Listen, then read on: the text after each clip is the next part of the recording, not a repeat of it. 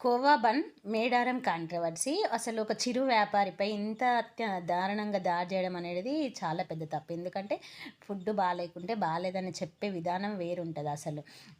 నీకు నచ్చకుంటే తినలేదు ఇట్లాంటివి చెయ్యొద్దని చెప్పాలి. అంతేగాని నువ్వు రోహింగ్యావా, నీ ఆధార్ కార్డ్ చూయించు, నీ పిల్లలకి ఇదే ఫుడ్ పెడతావా, తిని చూయించని అతను అసలు ఆ పాపం అతన్ని ఈ యూట్యూబర్ దారుణంగా అవమానించడం అనేది చాలా తప్పు. కోవా 10 రూపాయలకు వస్తదా అని అంట. మరి కోవా 10 రూపాయలకు వస్తదా అంటే బయట నీకు డబల్ ధమాకా అని చెప్పి ఇవి అవి ఆఫర్స్ పెడితే మరి మీరెట్లా కొంటుర్రు సిగ్గులేక అసలు? బయట వాడు ఆఫర్ అని చెప్పి ఉన్న రేట్‌ని డబల్ చేసి తీసుకొచ్చుకునేటప్పుడు మీకు తెలివి లేదా?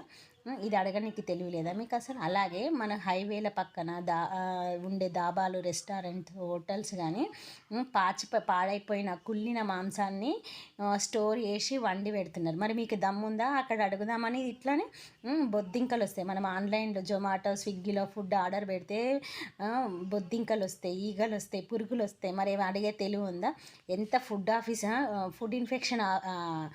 ఇన్స్‌పెక్షన్ ఆఫీసర్ అయినా అసలు ఫస్ట్ వార్నింగ్ ఇస్తాడు. ఏ హోటల్‌కైనా, రెస్టారెంట్. తర్వాత దానిపైన యాక్షన్ తీసుకుంటారు. మరసలు మీరు ఎట్లా 100 డయల్ చేయన్నా, తిని చూయించని చెప్పి ఎట్లా మీరంత పబ్లిక్‌గా అతన్ని అవమానిస్తారసలు? అంటే వ్యాపారం చేసేటోడు ఆధార్ కార్డుకు మీకు చూయించన్నా? అసలు మరి అతను ఇండియనా కాదా అసలు అనేది గవర్నమెంట్ డిసైడ్ అయితది. నువ్వెట్లా డిసైడ్ చేస్తావు? మరి నీ ఆధార్ కార్డ్ చూయించినవారా ఫస్ట్? నువ్వు ఆధార్ కార్డ్ చూయించినావా? నీతోని మాట్లాడే వాళ్ళు కూడా ఆధార్ కార్డ్ చూయించారా? మరి నేను ఇండియన్ అని అసలు బన్నుకు మతానికి ఏం సంబంధం ఉంది? బన్నుకు హిందూ మత నాశనానికి సంబంధం ఏముంది?